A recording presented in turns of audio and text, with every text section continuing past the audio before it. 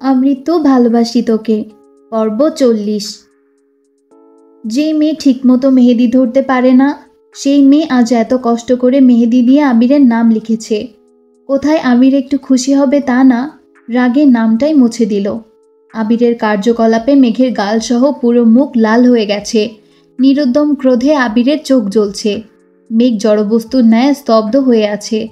অষ্টদয় অবিরাম কাঁপছে।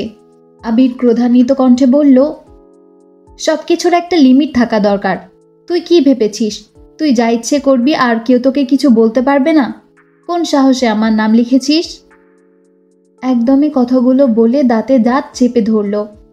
চোখ ফেটে যেন আগুন বের হচ্ছে। আবিরের অগ্নিদৃষ্টি দেখে মেঘের বুক ফুঁড়ে দীর্ঘশ্বাস বেরিয়ে আসলো। আবির ভাইয়ের এই রূপ আর কখনো দেখেনি সে।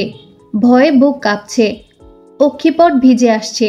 হঠাৎ হাতে ব্যথা অনুভব হওয়ায় চিবুক নামিয়ে তাকালো হাতে। আবির মেঘের হাতটা এখনো শক্ত করে চেপে ধরে আছে। অতীব ব্যথা অনুভব হওয়া সত্ত্বেও মুখ ফুটে কিছু বলতে পারছে না। আবিরের অভিমুখে চেয়ে আছে, চোখ টলমল করছে, সাথে হৃদয়ে জমেছে এক আকাশসম অভিমান। পৃথিবীর বুকে সবচেয়ে নিষ্ঠুরতম মানুষটার চোখে বিবশ হয়ে চেয়ে আছে। অকস্মাৎ পল্লব ঝাপটাতেই অষ্টাদশীর গাল বেয়ে নোনা জল গড়িয়ে পড়ল। আবির কপাল কুঁচকে প্রখর নেত্রে খেয়াল করল, প্রণয়ন নারীর চোখে পানি দেখে আবিরের মেজাজ দ্বিগুণ পরিমাণে খারাপ হলো। রাগে কটমট করে বলল, চুপ, একদম কাঁদবি না। এক ফোঁটা পানি মাটি স্পর্শ করতে দেরি হলেও আমার হাত তোর গাল স্পর্শ করতে দেরি হবে না। ভয় মেঘের সর্বাঙ্গ কম্পিত হলো। ডান হাতে তাড়াতাড়ি করে চোখ মোছার চেষ্টা করল। গাল বেয়ে অনর্গল নোনা জল গড়িয়ে পড়ছে। চোখ মুছে কুলাতে পারছে না। ভেতর ফেটে কান্না আসছে তার। কোনোভাবেই সেই ক্রন্দন আটকাতে পারছে না। বুকের ভেতর জমা অভিমানগুলো ক্রমশ বেড়েই চলেছে। আবির চোখ বন্ধ করে দীর্ঘশ্বাস ছেড়ে মনে মনে বলল, আমি জানি আমার গতিবিধি তোর হৃদয়ে আঘাত করেছে, কিন্তু আমি নিরুপায়। বিশ্বাস কর, যেই হাত দিয়েই আজ নামটা মুছেছি, সেই হাত দিয়েই একদিন তোর হাতে আমার নাম লিখে দিব। শুধু মেহেদি দিয়ে নয়, কাগজে কলমে লিখিত থাকবে, সাজ্জাদুল খান আবির শুধুই মাহাদিবা খান মেঘের। সেই নাম হবে চিরস্থায়ী। পৃথিবীর কেউ কোনোদিন সেই নাম মুছতে পারবে না, ইনশাআল্লাহ। অতিরিক্ত কান্নায় মেঘের নিঃশ্বাস ভারী হয়ে আসছে। শ্বাস ফেলতে পারছে না। ঘন ঘন শ্বাস নিচ্ছে আর চোখ মুছছে। মেঘের এ অবস্থা দেখে আবির ভ্রু কুঁচকে প্রশ্ন করল, কি হলো? ধমকের শব্দে মেঘ হকচকিয়ে তাকালো। কান্নায় ভেজা চোখের পাপড়ি, লাল বর্ণের কপল আর লেপটে যাওয়া কাজল দেখে অষ্টাদশীকে জড়িয়ে ধরার প্রতিষেধ ইচ্ছে জাগছে আবিরের অন্তরে। হঠাৎ মেঘের চোখ পড়ে মালার দিকে। নতুন জামাইয়ের জন্য খাবার নিয়ে যাচ্ছিল। মালাকে দেখেই মেঘের পুরনো ঘটনা মনে পড়েছে। ভেতরে জমা অভিমানরা অভিযোগ হয়ে বেরিয়ে আসতে চাইছে। মেঘ কান্না জড়িত কণ্ঠে বলল, প্রতিনিয়ত থাপ্পড়ের ভয় না দেখিয়ে আপনি বরং আমাকে একবারে মেরে ফেলুন। দুনিয়ার সবাই ধোয়া তুলসী পাতা, একমাত্র আমি ব্যতীত। কারো দোষ আপনার চোখেই পড়ে না, শুধু আমারগুলোই চোখে পড়ে। আবির তীক্ষ্ণ দৃষ্টিতে চেয়ে গম্ভীর কণ্ঠে শোধালো, কি বলতে চাচ্ছিস? অন্য কেউ তো হাতে নাম লিখেছে, কই তাকে তো কিছু বললেন না? মেঘ এতটুকু বলেই থেমে গেছে। আবির অবাক লোচনে মেঘকে দেখছে। পেছন ফিরে মালাকে একবার দেখে নিল। পুনরায় মেঘের দিকে চেয়ে ঢোক গিলে ভারী কণ্ঠে বলল, সব মেয়ের উপর নজরদারি করার দায়িত্ব আমি নেইনি, আর যার তার উপর আবির অধিকারও খাটায় না। তোর উপর আমার যতটা অধিকার আছে তা আর কারোর উপর নেই। মেঘ মালার দিকে তাকিয়ে থেকে রাগে ফুঁসতে ফুঁসতে বলল, যেই অধিকার বোধে সবটুকু জুড়েই শুধু রাগ আর অসন্তোষ, প্রয়োজন নেই সেই অধিকার দেখানোর। মেঘের মুখে বিষ বাক্য শুনে আবির বিমোহিত নয়নে স্মিত মুখের পানে চেয়ে আছে। কয়েক সেকেন্ডের ব্যবধানে হঠাৎই মেঘের হাত ছেড়ে দিয়েছে। আবির হাত ছাড়তেই মেঘের হুঁশ ফেরে। মালার প্রতি তীব্র আক্রোশে কি না কি বলে ফেলেছে সে নিজেও জানে না। এদিকে আবির প্রবল চেষ্টায় নিজের রাগ নিয়ন্ত্রণ করতে চাচ্ছিল, কিন্তু মেঘের কথায় সেই রাগ দ্বিগুণ বেড়েছে। হাতে থাকা মেহেদিটা ছুঁড়ে ফেলে দিল। মেঘ আবিরকে দূর থেকে দেখেই তানভীর ভয়ে তটস্থ হয়ে যাচ্ছে। সঙ্গে সঙ্গে ওদের কাছে আসে। তানভীর কাছাকাছি এসে নরম স্বরে মেঘকে ডাকল, বনু। মেঘ সিক্ত চোখে তাকাতেই তানভীরের বুক কেঁপে উঠল। প্রগাঢ় চোখে তাকালো আবিরের অভিমুখে। তানভীরের দৃষ্টিতে ব্যাকুলতা। বনু কেন কাঁদছে তা জানার জন্য ব্যাকুল হয়ে গেছে। আবির বাড়ি থেকেই বলে এসেছিল মেঘ কাঁদলে মালার খবর আছে। তবে কি কোনো অঘটন ঘটতে যাচ্ছে? হয়েইছে বাকি। তানভীরের উপস্থিতিতে মেঘ ভীষণ অস্বস্তিতে পড়ে গেছে। আবির ভাইয়ের নাম লিখেছে এটা তানভীর জানতে পারলে কি হবে সেটা ভেবেই ভয়ে চোখ নামিয়ে পাশ কাটিয়ে চলে যাচ্ছে। আবির আর চোখে চেয়ে মনে মনে বলল, প্রয়োজন নেই বললেই তো তোকে আমি ছেড়ে দিতে পারবো না। তুই যদি আমার রাগের কারণই না বুঝিস তবে আমার অর্ধাঙ্গিনী হবি কেমন করে? মেঘ একটু দূরে যেতেই তানভীর উদ্বিগ্ন কণ্ঠে শোধালো, বনু কাঁদছে কেন ভাইয়া? আবির কিছু বলতে পারছে না। কথা আটকে আসছে তার। বারবার ঢোক গিলে ভিতরের কষ্ট লুকানোর চেষ্টা করছে। যে মেঘের জন্য আবির নিজের জীবন দিয়ে দিতে রাজি, সেই মেঘ আজ এত বড় কথা বলেছে। আবিরের অস্বাভাবিক অবস্থা দেখে তানভীর আবিরের বাহুতে ধরে ডাকল, ভাইয়া কি হয়েছে? আবির ঘাড় ঘুরিয়ে তানভীরের মুখের পানে চাইল। আবিরের চোখের প্রতিটা শিরা উপশিরা রক্তাভ হয়ে আছে। দৃষ্টিতে তীব্র আগুন নির্গত হচ্ছে। প্রখর তপ্ত স্বরে বলল, তোর বোন মেহেদি দিয়ে হাতে আমার নাম লিখেছে। কি সর্বনাশ! একটা বারের জন্য ভাবল না বাসার কারো চোখে এই নাম পড়লে কি অবস্থা হতে পারত। ওকে কিভাবে বোঝাবো? এখন আমার পক্ষে ওর মাত্রাতিরিক্ত পাগলামি সাপোর্ট করা সম্ভব নয়। আমার মনের অবস্থা বলতে পারছি না, কারণ এই বয়সে ওকে পারিবারিক ঝামেলায় কোনোভাবেই জড়াতে চাই না আমি। তানভীর আবিরের কথাগুলো শুনে ঠান্ডা কণ্ঠে বলল, তুমি মাথা ঠান্ডা রাখো ভাইয়া প্লিজ। তোর বোনের জন্য কি পরিমাণ পীড়া আমি সহ্য করছি এর একাংশ যদি তোর বোন বুঝত। কথাগুলো বলেই আবির দীর্ঘ নিঃশ্বাস ছাড়ল।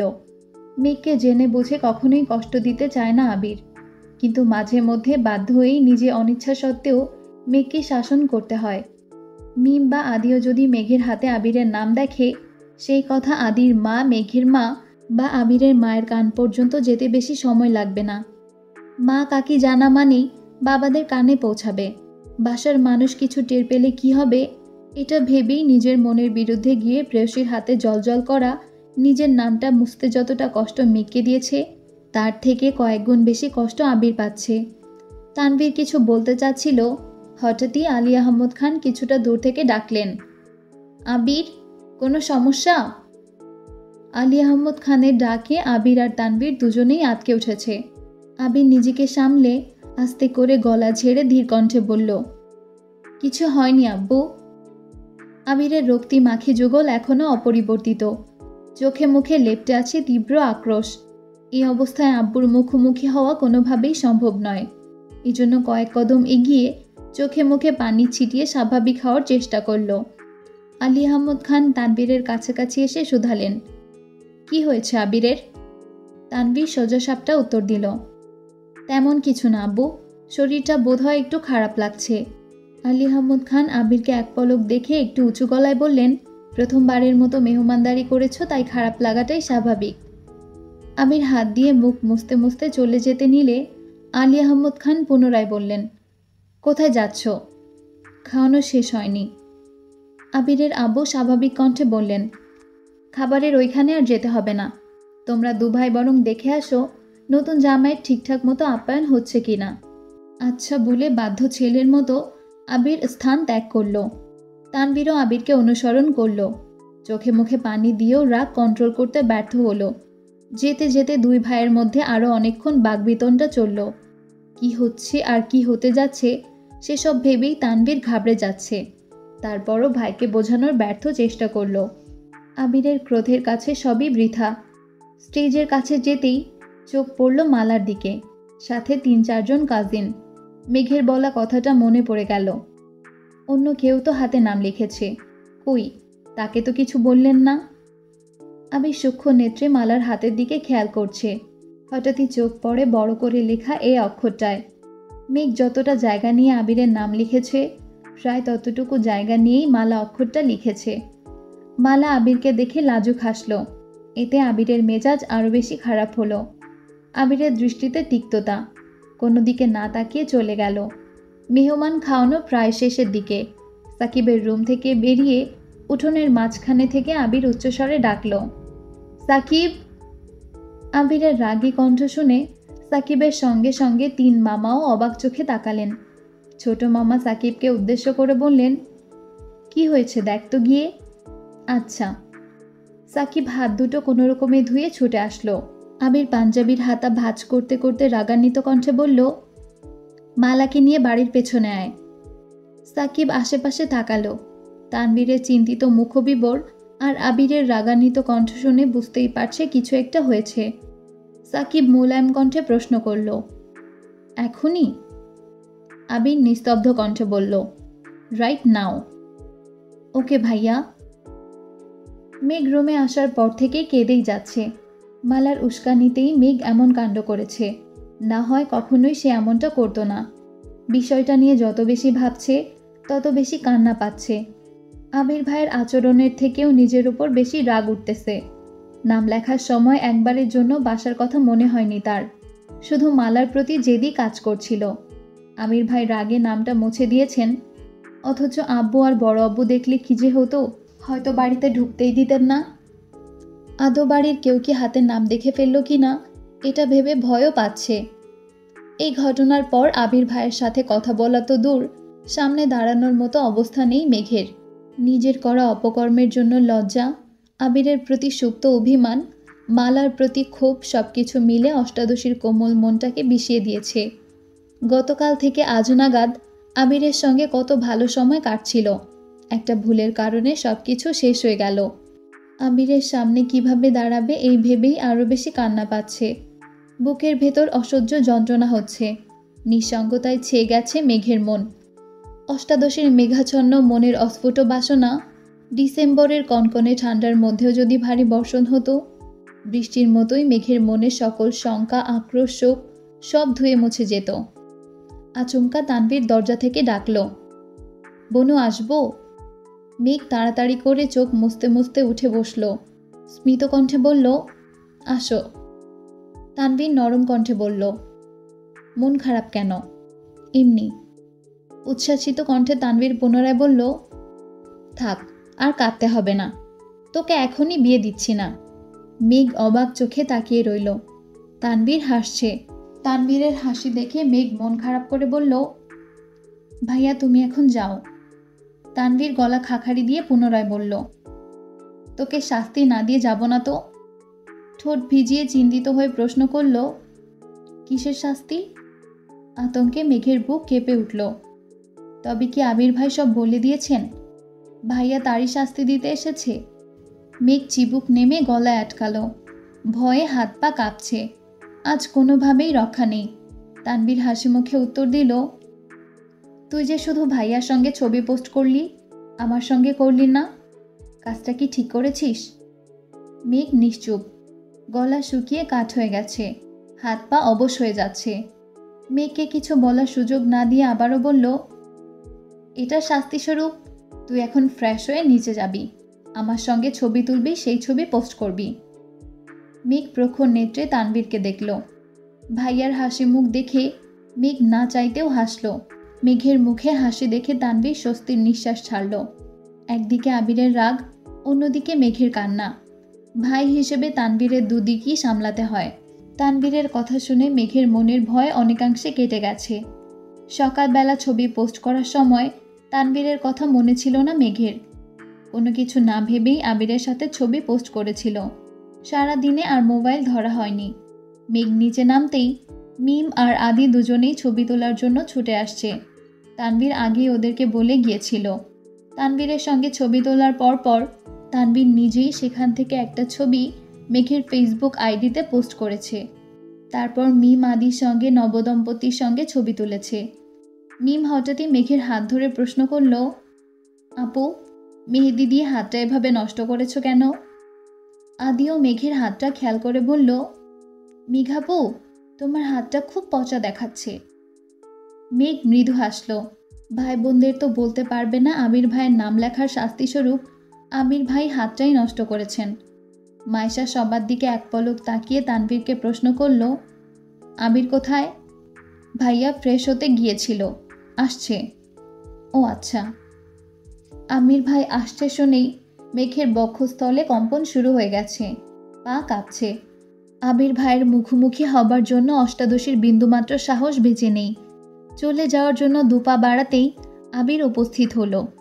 পাঞ্জাবি পাল্টে খয়েরি রঙের শার্ট, সাথে কালো প্যান্ট ইন করে পড়েছে। ভেজা চুলগুলো হাত দিয়েই সেট করেছে, সাথে বডি স্প্রে ঝাঁঝালো গন্ধ। অষ্টাদশীর হৃদয় কেড়ে নিচ্ছে। যতই রাগ, অভিমান আর মনোমালিন্য থাকুক না কেন, প্রিয়জনের উপস্থিতি যেন সব সমস্যার একমাত্র সমাধান। সব ভুলে মেঘ ব্যগ্রভাবে আবিরকে দেখছে। হৃদয়ে ঝড় চলছে। ঝড়ের আভাস বুঝতে পেরে আবির নিজের দৃষ্টি প্রতিরুদ্ধ করে পাশ কেটে স্টেজে চলে গেল। আবির আশায় নতুন করে আবারও ছবি তোলা হচ্ছে। 5 ভাই বোন, মাইশা আর তার হাজবেন্ডের সঙ্গে সাকিব, মামারা, বাবা, চাচা, মোটামুটি সবার সঙ্গেই ছবি তুলেছে। বেশ কিছু ছবিতে মেঘ আবির পাশাপাশি থাকলেও কেউ কারো দিকে তাকায়নি। ছবি তোলা শেষ হতেই মেঘ হালিমা খানের সাথে বাড়ির ভেতরে চলে গেছে। ছোটবেলা থেকেই মেঘের অভ্যাস, কারো প্রতি অভিমান হলে সেটা প্রকাশ করতে না পারলে গম্ভীর হয়ে যায়। কারোর সাথে বেশি কথা বলে না, মায়ের পেছন পেছন ঘুরঘুর করে। আচমকা বিয়ে বাড়ির অভিলাষ বদলে গেছে। চারিদিকে কান্নার রব।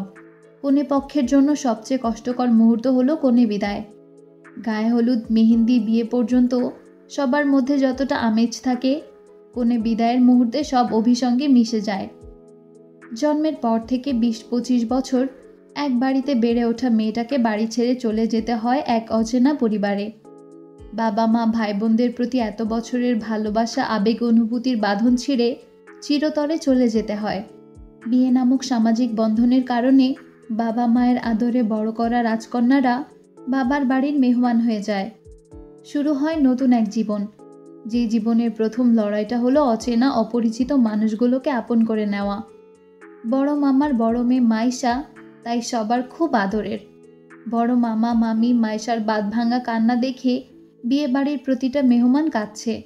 বোনকে জড়িয়ে ধরে বিরামহীন কাঁদছে মালা আর দিশা। দিশার থেকেও মালার কান্নার গভীরতা ছিল সবচেয়ে বেশি। দুই বোনের সম্পর্ক ছিল বন্ধুর মতো। মাইশার বড় ভাই না থাকায় আবির, তানভীর, সাকিব আরেকটা কাজিনকে মাইশার সাথে শ্বশুরবাড়ি যেতে হবে, তবে তারা রাতেই চলে আসবে। মেয়েদের মধ্যে স্মৃতি আর দিশা যাচ্ছে মাইশার সঙ্গে। সবার থেকে বিদায় নিয়ে নবদম্পতি গাড়িতে উঠল। ফুল দিয়ে সজ্জিত এক সাদা রঙের প্রাইভেট কার ধীর গতিতে যাত্রা শুরু করেছে। গাড়ি চলছে ধীর গতিতে। মাইশা কেঁদেই যাচ্ছে। একপাশে দিশা, অপর পাশে মাইশার হাজব্যান্ড। বাড়িতে আত্মীয় স্বজনদের কান্নার শব্দ। মাইশার বিদায়ের পর আত্মীয়দের ভিড় ঠেলে সেই যে মালা রুমে ঢুকেছে, রুম থেকে আর বের হয়নি। মেঘ বিকেল থেকেই মায়ের সঙ্গে সঙ্গে ঘুরছে। মাইশা আপুর কান্না দেখে নিজের অজান্তেই মেঘের চোখ বেয়ে অনর্গল জল পড়ছিল। মায়ের আঁচল দিয়ে চোখ মুছতে মুছতে আঁচল ভিজিয়ে ফেলেছে।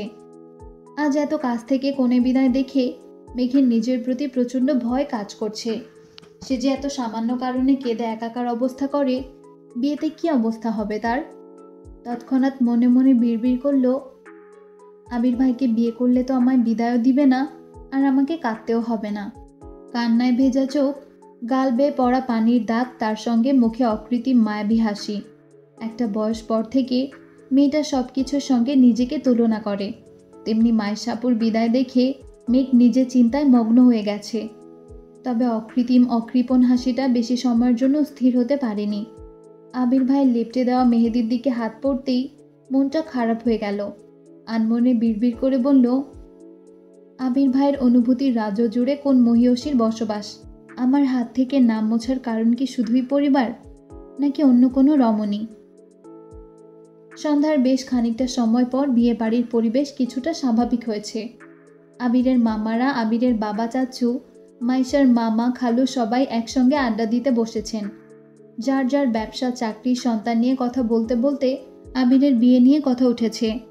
আলী আহমদ খানকে প্রশ্ন করায় তিনি স্বাভাবিকভাবেই উত্তর দিয়েছেন, ছেলে রাজি থাকলে আগামী বছরই ছেলেকে বিয়ে করাবো। মিম, মেঘ আদি মাইশার কাজিনদের সঙ্গে অনেকক্ষণ গল্প করেছে। মালা আপুকেও ডেকেছে, কিন্তু মালা দরজা খোলেনি। সবার ডাকাডাকিতে অনেকক্ষণ পর মালা রুম থেকে বেরিয়ে এসেছে। মিমরা তখন রাতের খাবার খাচ্ছিল। কাঁদতে কাঁদতে মালার চোখ মুখ ফুলে গেছে। সারাদিন খায়নি, তাই জোর করেই খেতে বসানো হয়েছে। মালার প্রতি মেঘের বিতৃষ্ণা আর ক্ষোভ থাকলেও বোনের প্রতি বোনের ভালোবাসা দেখে মেঘের বড্ড মায়া হচ্ছে। মেঘ নিজে থেকেই মালার সঙ্গে বেশ কয়েকবার কথা বলেছে, কিন্তু মালার আচরণে মনে হচ্ছে মেঘকে সে সহ্যই করতে পারছে না। সেটা বুঝতে পেরে মেঘ রুমে চলে গেছে। সারাদিনের ক্লান্তিতে বিছানায় শুয়ে চোখ বন্ধ করতেই ঘুমের দেশে পাড়ি দিয়েছে। আবিরা ফিরেছে প্রায় 10টার দিকে। ততক্ষণে বিয়েবাড়ির হইচই শেষ। শীতের সময় 10টা মানেই গভীর রাত। মামিরা ব্যতীত সকলেই শুয়ে পড়েছে। আবিরা ফ্রেশ হয়ে উঠোনের শেষ প্রান্তে আগুন জ্বালিয়েছে। আবার কবে কাজিনরা একত্রিত হতে পারবে তা জানা নেই। দিনটাকে স্মরণীয় করে রাখতেই সমবয়সী সকলে গভীর রাতে আগুন পোহাচ্ছে আর সবার জীবনের গল্প বলছে। ঘণ্টাখানেক গল্প করার পর সাকিব তানভীরকে উদ্দেশ্য করে বলল, "কি রে তানভীর, তোর অন্তরের প্রদেশে যে এক ললনা বসতি স্থাপন করেছে তা তো বললি না?" তানভীর কণ্ঠ খাদে নামিয়ে উত্তর দিল, "তেমন কিছু না।" "তুই বলবি কি না বল।" "কি বলবো?" "তুই মেঘবতীর বান্ধবীকে কবে থেকে পছন্দ করিস?" "কিছুদিন হবে।" সাকিব মাথা চুলকে শোধালো, "আমি তো শুনেছিলাম তুই অনেক বছর যাবতই মন্নাকে ফলো করিস।" তানভীর ভ্রুকুচকে উত্তর দিল, "এত বছর কি আমার জন্য ফলো করেছি নাকি? ভাইয়াই তো বলেছে বনুর কাছের বান্ধবীদের উপর নজরদারি করার জন্য।"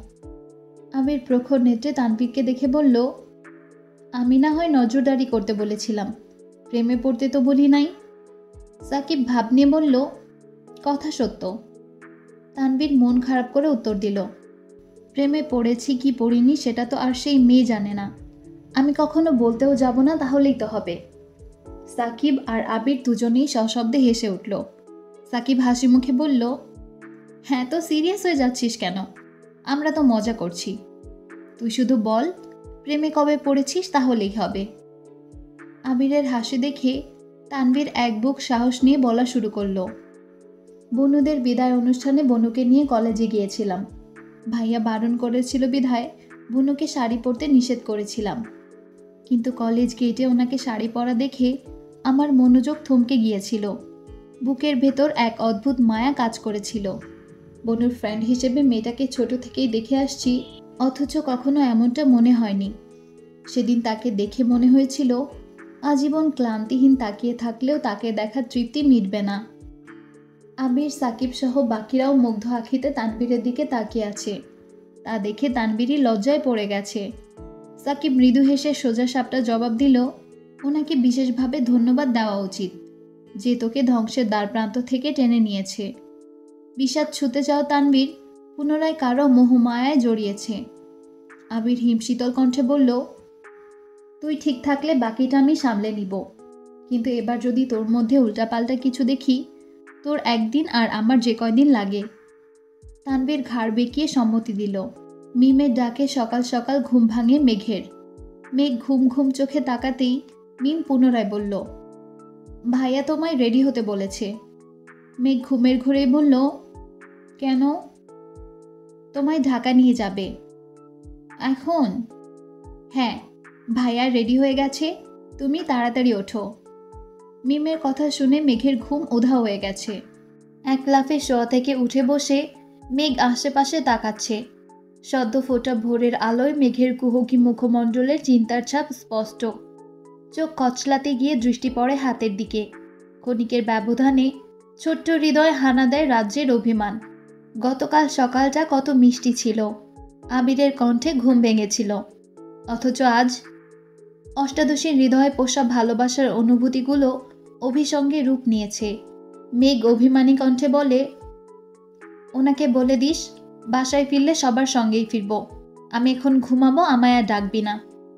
কথাটা বলেই মেঘ গায়ে লেপ জড়িয়ে শুয়ে পড়েছে। মিম বোনের কথা মতো নিচে গিয়ে সবাইকে জানিয়ে দিয়েছে। একে একে আম্মু, বড় আম্মু, কাকিয়া সবাই ডেকেছে, কিন্তু মেঘের জেদের কাছে সকলকেই হার মানতে বাধ্য হয়েছে। তানভীর শীতল কণ্ঠে আবিরকে বলল, বনু যেহেতু এখন যেতে চাচ্ছে না, জোর করে নেওয়ার চেয়ে পরে আমাদের সঙ্গে নিলে ভালো হতো না? আবির গম্ভীর কণ্ঠে বলল, ওকে রেখে যাওয়ার রিস্ক আমি নিব না। আমি তো আছি, মালার সঙ্গে কথা বলার সুযোগই দিব না, চোখে চোখে রাখবো বনুকে। কিভাবে ভরসা করব বল? নিজেকেই তো ভরসা করতে পারছি না।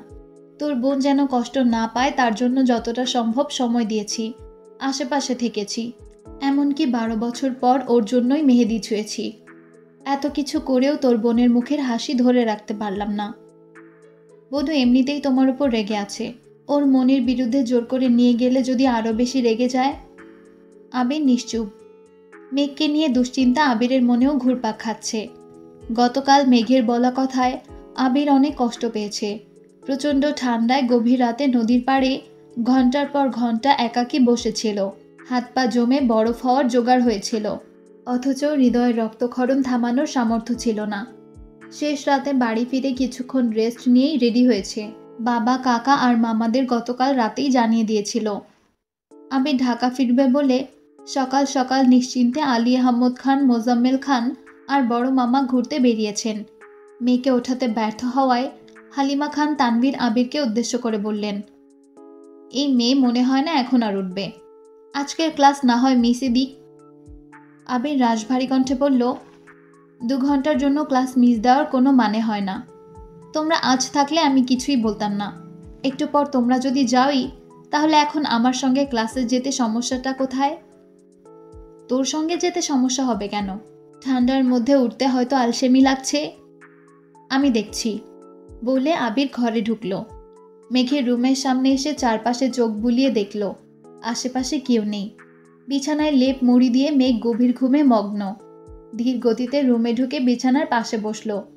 ঘুমন্ত মেঘের মুখের পানে মুগ্ধ নয়নে তাকিয়ে আছে। সামনের দিকের ছোট চুলগুলো মেঘের গালে কপালে এলোমেলো হয়ে আছে। তা দেখে আবিরের ভ্রুযুগল কুঁচকে আসে। চুলগুলোকে বড্ড হিংসে হচ্ছে তার। অতি সামান্য কারণেই আবিরের নাক ক্রোধে ফুঁসে উঠেছে। দীর্ঘশ্বাস ছেড়ে 2 হাতের কনুইয়ের উপর ভর দিয়ে এগিয়ে গেল মেঘের কাছাকাছি। ফু দিয়ে অগোছালো চুলগুলো সরানোর চেষ্টা করল।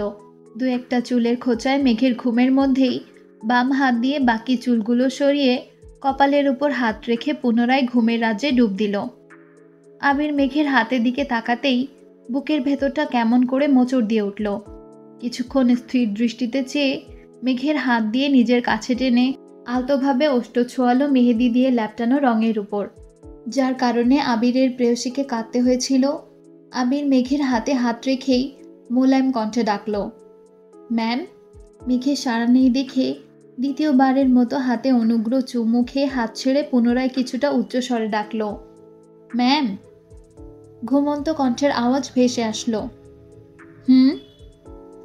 মেঘের নিঃশব্দ আওয়াজে আবিরের হৃদয়ের রক্তক্ষরণ নিমিষেই থেমে গেছে। ঠোঁটের কোণে এক চিলতে হাসির ঝলক দেখা গেল। প্রেয়সীর ডাকের প্রত্যুত্তরে সর্বদাই বলা আবির আজ প্রেয়সীর মুখে এই শব্দ শুনে নেশাগ্রস্ত হয়ে পড়েছে। আনমনে বিড়বিড় করে বলল, উফ, আপনার ঘুম ভাঙানোর সম্পূর্ণ দায়িত্বটা যে কবে নিতে পারবো? আবির গলা খাকারি দিয়ে একটু গম্ভীর কণ্ঠে ডাকল, এর বেশি লেট হলে অফিস ক্লাস কোনোটাই ধরতে পারবো না কিন্তু। আবিরের কথা মেঘের কান পর্যন্ত পৌঁছাতেই সহসা চোখ মিলল। চোখ পড়ল আবিরের গভীর নিদ্রে। শ্যামবর্ণের পুরুষের কোমল প্রান্ত দৃষ্টি অকারণেই সেই পুরুষের প্রেমে পড়তে বাধ্য করে। হৃৎপিণ্ডের 4 প্রকোষ্ঠ জুড়ে অনুভূতিদের বিচরণ শুরু হয়েছে। আবিরের ছুরির ন্যায় চাহনি দেখে মেঘ পল্লব ঝাপটাল। দৃষ্টি সরিয়ে তাকালো অন্যদিকে। মনের পাড়ায় জমে থাকা অভিমানেরা ক্রোধে রূপান্তরিত হতে বেশি সময় লাগলো না। রাগান্বিত কণ্ঠে, আমি এখন যাব না বলতেই আবির বাজখায় কণ্ঠে বলল, তুই যাবি কিনা সেই সিদ্ধান্ত শুনতে আসিনি। 20 মিনিট সময় দিলাম তোকে, 20 মিনিটের মধ্যে রেডি হবি। মেঘের প্রবল জেদ আবিরের হুঙ্কারের সামনে নিস্তেজ হয়ে পড়েছে। মেঘ মিনমিনে স্বরে বলার চেষ্টা করল, আমি বললাম 19 মিনিট বাকি। মেঘ সরু নেত্রে আবিরের দিকে চেয়ে বিড়বিড় করে বলল, ফালতু ব্যাটা। আবির মেঘের চোখে চোখ রেখে বলল, 18। মেঘ বিড়বিড় করতে করতে তাড়াহুড়ো করে বিছানা থেকে নেমে ওয়াশরুমে ঢুকতে গিয়ে ছুটে এসে ব্যাগ থেকে ড্রেস বের করে পুনরায় ওয়াশরুমে ঢুকল। আবির মুচকি হেসে পকেট থেকে ফোন বের করল।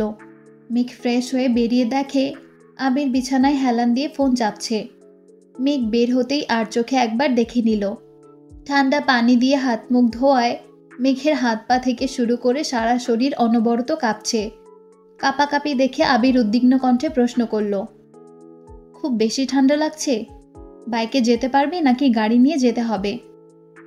আবির ভাইয়ের যত্ন দেখে প্রতিটা ক্ষণে নতুন করে আবিরের প্রেমে পড়লেও আজ সব কিছু বিরক্ত লাগছে। বারবার শুধু মালা আপু আর নাম মোছার কথা মনে পড়ছে। আর মনে মনে বলছে, আবির ভাই শুধু আমাকেই শাস্তি দিলেন, অথচ মালা আপুকে কিচ্ছু বললেন না। এখন আমার যত্ন নিতেও হবে না। আবির আবারও শুধালো, কি হলো, গাড়ি বের করব? প্রয়োজন নেই। মেঘের অভিমানী স্বর বুঝতে পেরে আবির আর কথা বাড়ায়নি। রেডি হতে বলে নিচে চলে এসেছে। আবির মামি নানু কাজিনদের সঙ্গে কথা বলছে। মেঘ নিচে আসতেই মামিরা তাড়াতাড়ি করে পিঠা খেতে দিয়েছেন। এত সকালে রান্না হয়নি, না খেয়ে বের হলে বড় মামা রাগারাগি করবেন। আবির, সাকিব, তানভীর ওরা ভোরবেলায় পিঠা খেয়েছিল। মেঘ অল্প খেয়ে সবার থেকে বিদায় নিয়ে অনিচ্ছা সত্ত্বেও মালার রুমে ঢুকল। মালা শুয়ে শুয়ে ফোন চাপছে। মেঘ স্বাভাবিক কণ্ঠে বলল, আপু আসছি, ভালো থাকবেন। মালা মেঘের দিকে কেমন করে চেয়ে আছে। মিনিট খানেক নীরব থেকে কঠিন স্বরে বলল, তুমিও ভালো থেকো, খুব বেশি ভালো থেকো। মেঘ হতভম্ব হয়ে মালার মুখের দিকে চেয়ে আছে। মালা ভিতরে সবটুকু আক্রোশ নিয়ে কথাটা বলেছে। মাইশা আপু যতটা ঠান্ডা, মালা ঠিক ততটাই উগ্র। সেটা তার আচরণেই প্রকাশ পায়। ভারী জ্যাকেট, হেলমেট, হ্যান্ডগ্লাভস, বুট পরে হাতের ব্যাগটা মাঝখানে রেখে বসেছে। সকলকে বিদায় দিয়ে রওনা হলো ঢাকার উদ্দেশ্যে। সাকিব আর তানভীর গত রাত থেকেই আবিরকে বোঝাচ্ছে, মেঘের আচরণে যতই খারাপ লাগুক, আবির সহজে সেটা মেঘের সামনে প্রকাশ করবে না। কিন্তু সেই খারাপ লাগার মাত্রা বেড়ে গেলে সবার ঝড় আবিরের উপর দিয়ে যাবে। রাগের বশে নিজের ক্ষতি করে ফেলবে এই ভয় আছে দুজন। বাইক চলছে নিজস্ব গতিতে। কিছু দূর গিয়ে আবির বাইক থামায়। নিজের ব্যাগ থেকে চাদর বের করে মেঘের গায়ে জড়িয়ে দিয়েছে। কিছু দূর এগিয়ে চায়ের স্টল থেকে চা খেয়েছে। ঢাকা পর্যন্ত পৌঁছাতে পৌঁছাতে কম করে হলেও 10 বার বাইক থামিয়েছে। সচরাচর বাইক চালানোর সময় আবির এতবার ব্রেক নেয় না, গন্তব্যে পৌঁছে তবেই থামে। কিন্তু আজ তার ব্যতিক্রম হচ্ছে। প্রেয়সীর অভিমান ভাঙানোর ব্যর্থ চেষ্টা করছে বারবার। একসঙ্গে এতটা পথ এসেছে, কতবার বাইক থামিয়ে এটা সেটা কিনেছে, চা খেয়েছে, অথচ সম্পূর্ণ পথেই মেঘ নিশ্চুপ ছিল। ভুল করেও একটা বারের জন্য চোখ তুলে তাকায়নি। ভার্সিটির গেটের কাছে বন্যা, লিজা, সাদিয়া, মিষ্টি, মিনহাজ, তামিম সকলে আড্ডা দিচ্ছিল। মেঘ ওদের দেখে আবিরকে বলল, এখানেই নামবো। আবির যথারীতি ব্রেক কষল। মেঘ নেমে হেলমেট খুলতেই তামিম আর লিজা একসঙ্গে বলল, ওই তো মেঘ এসেছে। বাকিরাও মেঘের দিকে তাকিয়ে আছে। মেঘ ঘুরে ওদের দিকে তাকিয়ে হাসার চেষ্টা করল, কিন্তু এই হাসিতে নেই কোনো মুগ্ধতা। মেঘ কয়েক পা এগুতেই আবির পিছু ডাকল, ক্লাস শেষ হলে ওয়েট করিস, আমি নিতে আসব। বাইকে হেলমেট পরা আবিরকে দেখে মিনহাজ ভ্রুকুচকে তামিমের দিকে তাকালো। দুজন তাকাতাকি করলো কিছুক্ষণ। তামিম বন্যাকে জিজ্ঞেস করলো, বাইকারটা কে রে বন্যা? বন্যা মুচকি হেসে বলল, যার আশিকিতে মেঘ অত্যাসক্ত। মিনহাজ, তামিম সহ সাদিয়া, মিষ্টি সকলেই একসঙ্গে চেঁচিয়ে বলল, হোয়াট? বন্যা ভ্রুক্ষেপহীন উত্তর দিল, এত অবাক হওয়ার কি আছে? মিনহাজ গম্ভীর কণ্ঠে শুধালো, কি হয় মেঘের? চাচাতো ভাই। ততক্ষণে মেঘ কাছাকাছি চলে এসেছে।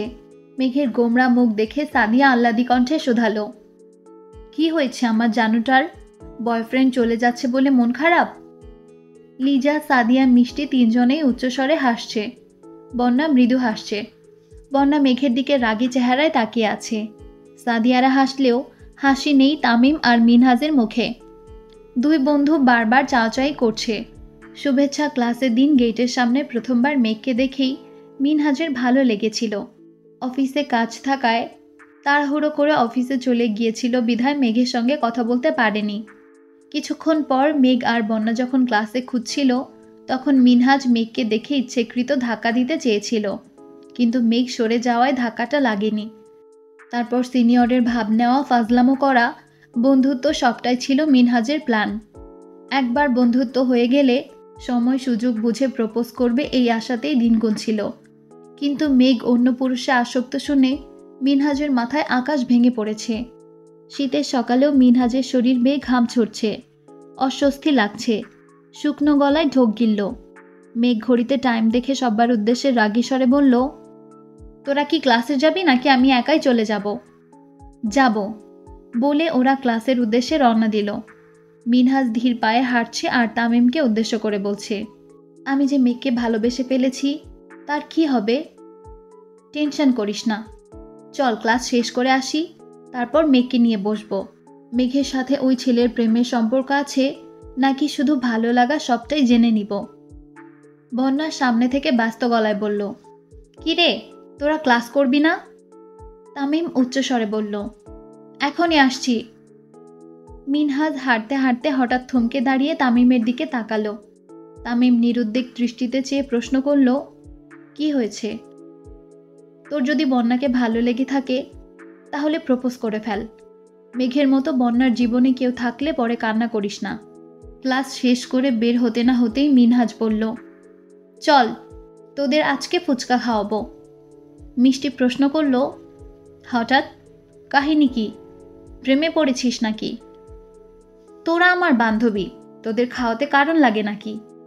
লিজা হাসতে হাসতে বলল, বান্ধবী বলেই আজ পর্যন্ত একটা চকলেটও কপালে জোটেনি। খাবি কিনা বল? অবশ্যই খাবো, চল। মিনহাজ মেঘের দিকে তাকিয়ে বলল, চল। মেঘ আস্তে করে বলল, তোরা যা, আমার ফুচকা খেতে ইচ্ছে করছে না। ফুচকা না খেলে অন্য কিছু খাবি, তবুও চল প্লিজ। আমি যাব না বললাম তো। লিজা, সাদিয়ার, মিষ্টি আর তামিমের জোড়াজুড়িতে মেঘ আর বন্যা দুজনেই রাজি হয়েছে। মিনহাজদের পরিচিত এক ফুচকার দোকানে সবার পছন্দ মতো খাবার অর্ডার দিয়ে চা খেতে খেতে গল্প করছে। তামিম মেঘকে প্রশ্ন করল, ওই ছেলেটা কি সত্যি তোর বয়ফ্রেন্ড? মেঘ গম্ভীর গলায় জবাব দিল, না, দুর্ভাগ্যবশত উনি আমার চাচাতো ভাই। বন্যা ভ্রু কুচকে তাকিয়ে মেঘকে শোধালো, কালকে পর্যন্ত তো ওনার জন্য দেওয়ানা ছিলি, ডেতে ছবি আপলোড করলি, আজ হঠাৎ কি হলো? কিছু না। মিনহাজ ভারী গলায় প্রশ্ন করল, তোদের কি রিলেশন চলে? না। তাহলে? মেঘ রাগে গজগজ করে বলল, একতরফা ভালোবাসা বুঝিস? আমি ওনাকে পছন্দ করি, কিন্তু উনি করেন না, এতটুকুই, এর বেশি প্রশ্ন করবি না। তামিম আর মিনহাজ চাওয়াচাই করে বলল, আচ্ছা তোরা বস, আমরা খাবার নিয়ে আসি। বন্যা এক দৃষ্টিতে মেঘকে দেখেই যাচ্ছে, একবারের জন্য পলক ফেলছে না। মেঘ চিবুক নামিয়ে বসে আছে। ছটফটে স্বভাবের মেয়েটা আজ এত শান্ত হয়ে বসে আছে। বন্যার একদম ভালো লাগছে না। মেঘকে আপাদমস্তক দেখল, হাতের মেহেদি ক্লাসেও দেখেছিল কিন্তু কিছু বলেনি। মেঘ কথা বলছে না দেখে মেঘের হাতের মেহেদি ডিজাইন দেখতে দেখতে বলল, এত সুন্দর করে মেহেদি কে দিয়ে দিল? আবির ভাই। বন্যা চোখ বড় বড় করে তাকিয়ে বলল, কি? এটা কিভাবে সম্ভব? সত্যি? হ্যাঁ সত্যি। আবির ভাইয়া মেহেদি দিয়ে দিয়েছেন, তারপরেও তোর মন খারাপ? মেঘ পুনরায় চিবুক নামালো। বন্যা হাত উল্টাতেই হাতে তালুর ল্যাপটানোর রং চোখে পড়ল। স্বাভাবিক কণ্ঠে বলল, মাঝখানটা এভাবে নষ্ট করেছিস কেন? আমি করিনি। কে করেছে? আমির ভাই। ওমা, কেন? ওনার নাম লিখেছিলাম তাই। মেঘের কথা শুনে স্তব্ধ হয়ে গেছে বন্যা। কি বলবে কিছুই বুঝতে পারছে না, নির্বিকার হয়ে বসে আছে। মেঘের অবস্থা দেখে বোঝাই যাচ্ছে কিছু বললেই কেঁদে ভাসাবে। বন্যা আশেপাশে মাথা ঘোরালো। লিজারা একটু দূরে বসে তিনজন গল্প করছে, তামিম আর মিনহাজও দূরে। বন্যা অত্যন্ত যত্ন সহকারে মেঘের হাতে হাত বুলাতে বুলাতে নমনীয় কণ্ঠে শোধালো, নাম লিখেছিলি কেন? মেঘ অভিমানী কণ্ঠে বলা শুরু করলো, আবির ভাইয়ের মামাতো বোন মালা, উনি অনেকদিন যাবৎ আবির ভাইকে পছন্দ করেন। আবির ভাই দেশে ফেরার পর একদিন আমাদের বাসায়ও এসেছিলেন, তখন থেকেই ওনার ভাব ভালো লাগেনি। ওনাদের বাড়িতে যাওয়ার পর থেকে আবির ভাইয়ের পিছে পিছে ঘুরছিল, আমার সাথেও খারাপ ব্যবহার করেছে। শেষ পর্যন্ত ওনার হাতে এ লিখে আমায় দেখাচ্ছিল। সেই রাগে আমিও আমার হাতে আবির লিখেছিলাম, সেটা আবির ভাই দেখে এমনটা করেছেন। অথচ মালা আপুকে কিছুই বললেন না। বিরহের অনলে পড়ছে মেয়েটা, বেস্ট ফ্রেন্ডকে সান্ত্বনা দেওয়ার মতো ভাষা খুঁজে পাচ্ছে না। স্থির দৃষ্টিতে চেয়ে বিড়বিড় করে বলল, উনি কি কোনোভাবে ওই মেয়েকে পছন্দ করেন? জানি না। তামিমরা খাবার নিয়ে চলে এসেছে। মেঘের চোখ টলটল করছে। তামিম খাবার দিতে দিতে বলল, কিরে, কি হয়েছে তোর? কাঁদছিস কেন? সাদিয়া, মিষ্টি সকলেই একবার মেঘকে লক্ষ্য করছে। মেঘের মতো এত প্রাণোচ্ছল মেয়ে চোখে পানি, এটা কেউই মানতে পারছে না। একের পর এক প্রশ্ন করছে। বন্যা সবার উদ্দেশ্যে গুরুতর কণ্ঠে বলল, কিছুই হয়নি, এমনিতেই, তোরা খা। মিনহাজ, তামিম, মেঘ আর বন্যা মুখোমুখি বসেছে। মিনহাজ খাচ্ছে, খানিকক্ষণ পরপর মেঘকে দেখছে। মেঘ চিবুক নামিয়ে বসে চটপটি খাচ্ছে। খাওয়া শেষে বাটি রাখতে গিয়ে চোখ পড়ে রাস্তার পাশে বাইকের দিকে। রক্তাভ আখিতে চোখ পড়ায় অকস্মাৎ কেঁপে উঠল। ব্যাগ থেকে ফোন বের করতে করতে এগিয়ে গেল বাইকের দিকে। ফোনের স্ক্রিনে 3টা মিসড কল ভেসে আছে। 3টা কলই আবির করেছিল। ক্লাসে ঢুকলে মেঘ সবসময় ফোন সাইলেন্ট করে রাখে। ক্লাস শেষে ভাইব্রেশন মোড অন করে দেয়। আজ ক্লাস শেষে খেতে চলে আসায় ফোন হাতেই নেয়নি। আবিরের কাছাকাছি এসে কাপা গলায় বলল, ফোন সাইলেন্ট ছিল। আবির অন্যদিকে মুখ করে বিরক্ত হয়ে বলল, 10 মিনিট ওয়েট করার ধৈর্য হয়নি। আড্ডা দেওয়ার এত ইচ্ছে ছিল, আমায় জানালেই হতো।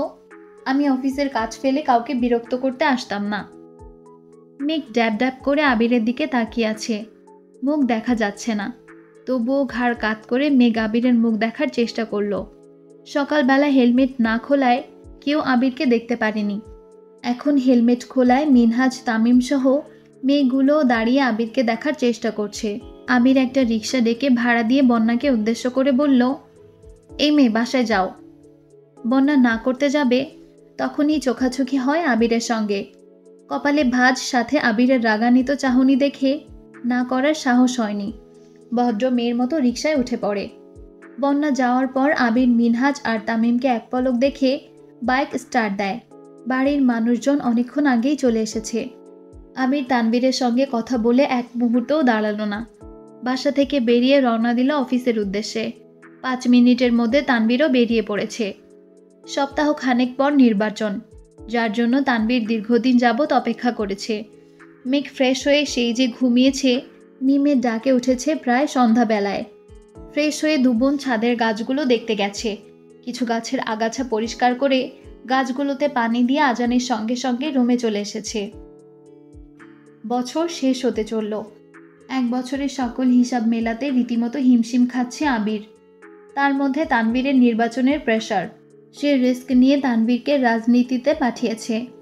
তানবীর ব্যর্থ হলে সেই ব্যর্থতার সম্পূর্ণ দায় পড়বে আবিরের ওপর।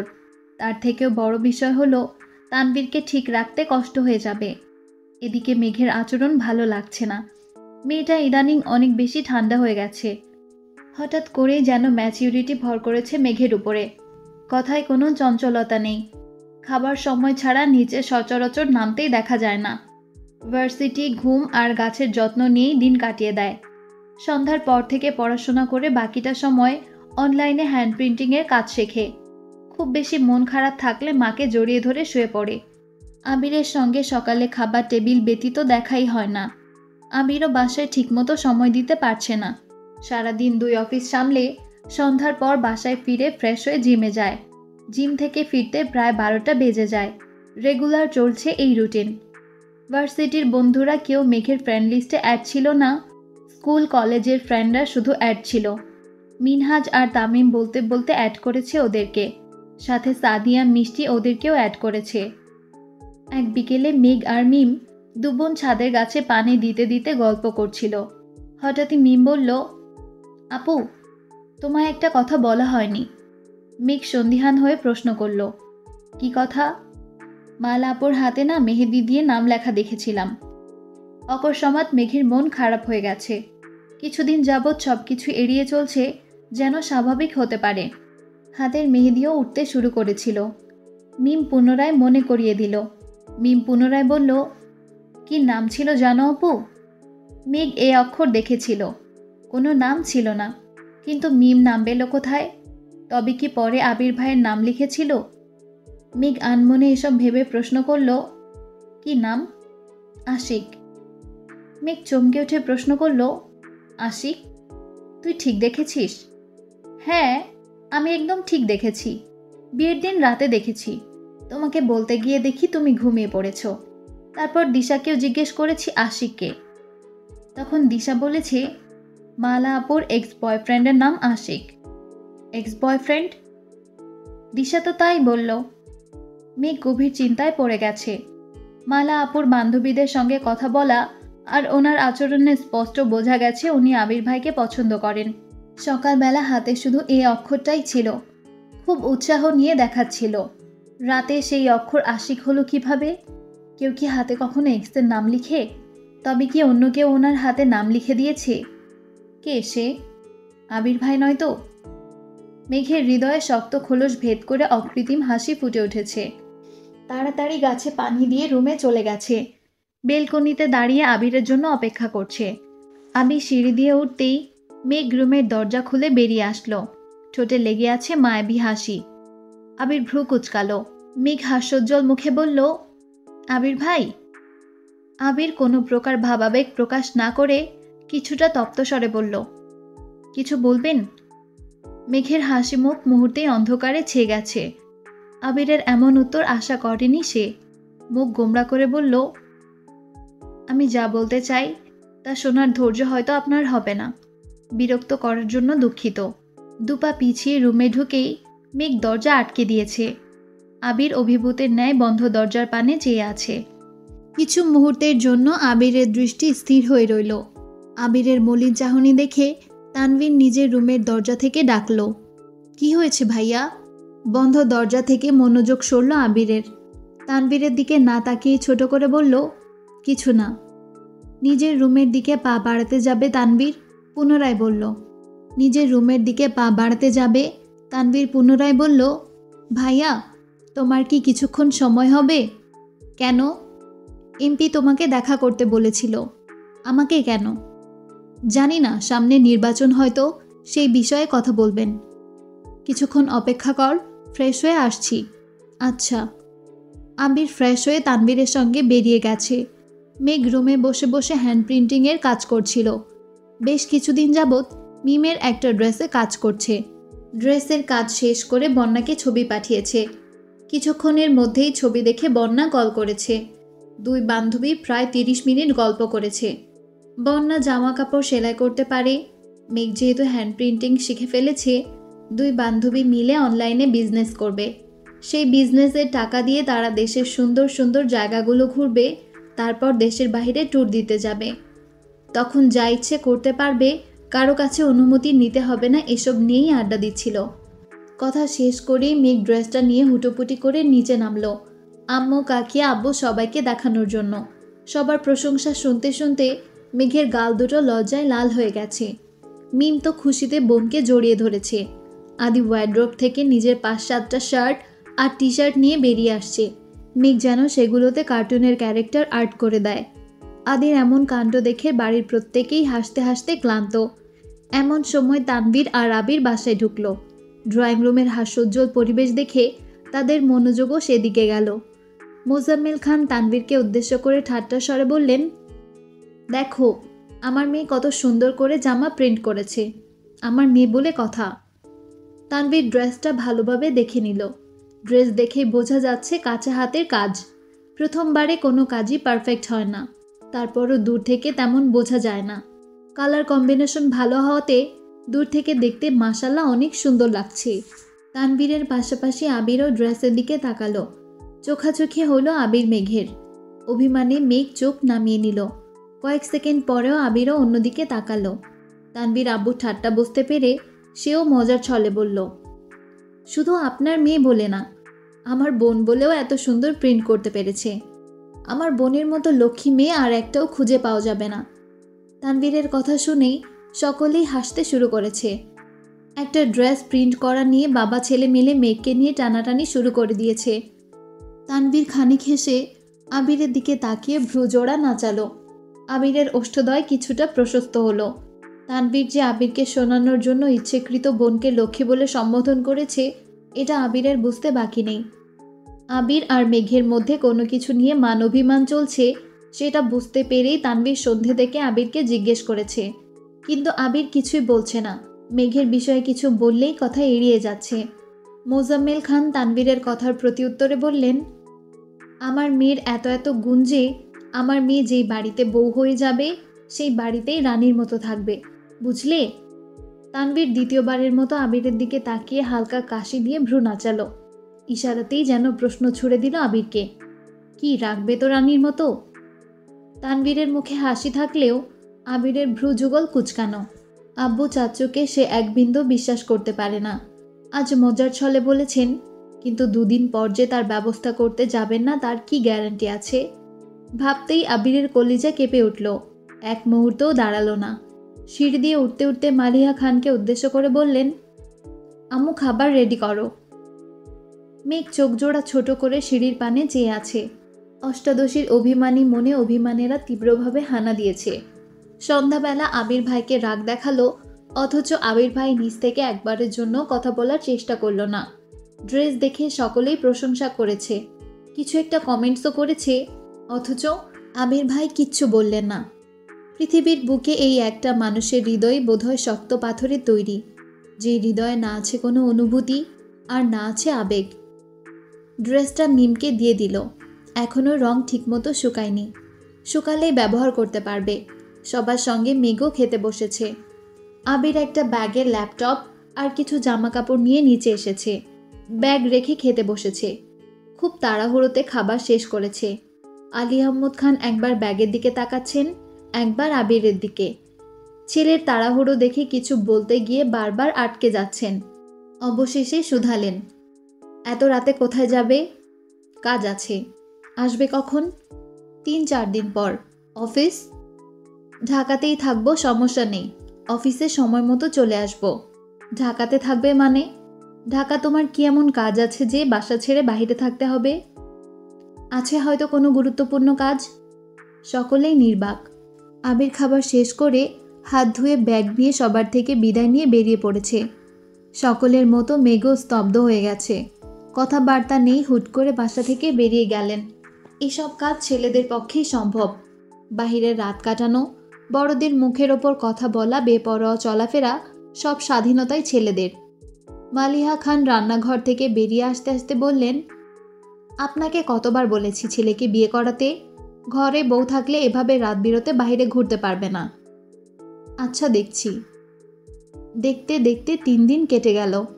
আবির এখনও বাসায় ফেরেনি। অভিমানী মেঘ সারাক্ষণ নিজেকে ব্যস্ত রাখে যেন আবির ভাইয়ের কথা মনে না পড়ে। মাদির সঙ্গেও খেলাধুলো করে, টিভি দেখে, ক্লাসে যায়, অথচ সারাদিনের ব্যস্ততার মাঝে হঠাৎ করেই বুকের ভেতর থেকে দীর্ঘশ্বাস বেরিয়ে আসে। কারো কণ্ঠ শোনার জন্য মনটা ছটফট করতে থাকে। সহ্য করতে না পেরে কল দিল সেই পাথরের হৃদয়ের মানবকে। পরপর 2বার কল দিল, অথচ রিসিভ হচ্ছে না। মনকে সান্ত্বনা দিচ্ছে, হয়তো ব্যস্ত আছেন, কিন্তু মনটা মাঝে মাঝে সান্ত্বনা মানতে চায় না। মনটা যেন চিৎকার করে বলছে, তাকে লাগবে মানে লাগবেই, এই মুহূর্তেই লাগবে। মনের কথা রাখতে 3য়বারের মতো ডায়াল করলো, অথচ নো রেসপন্স। 5 মিনিটের মতো নিশ্চুপ হয়ে বসে রইল। বারবার ফোনের দিকে তাকাচ্ছে, মনে হচ্ছে এই বুঝি সেই পাথরে মানবের কল আসলো। নিজের প্রতি রাগ আর অভিমান বেড়েই চলছে। নিজে রাগ করে নিজেই বেহায়ের মতো কল দিচ্ছে, অথচ আবির ভাই রিসিভও করছেন না। রাগে ক্ষোভে একসময় 2 চোখ বেয়ে পানি পড়তে শুরু করেছে। বিকেল পেরিয়ে রাত হয়ে গেছে, অথচ আবির ভাইয়ের কোনো খবর নেই। প্রায় 10টার দিকে আবির ভাই কল ব্যাক করেছে। এবার রিং হতেই মেঘ সঙ্গে সঙ্গে রিসিভ করলো। ওপাশ থেকে আবির বলল, সরি, কাজে ব্যস্ত ছিলাম, ফোন দেখিনি।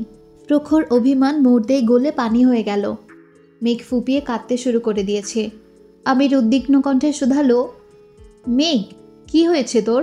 এই মেঘ। সঙ্গে সঙ্গে কল কেটে দিয়েছে মেঘ। আবির কলের পর কল করছে, অথচ রিসিভ হচ্ছে না। প্রেয়সীর মলিন চেহারা যেখানে আবিরের হৃদয়কে ক্ষতবিক্ষত করে, সেখানে তার প্রেয়সী কাঁদছে। কিছুক্ষণের মধ্যেই আবির বাড়িতে ফিরল। ড্রয়িং রুমের সোফায় বসে ইকবাল খান নিউজ দেখছিলেন।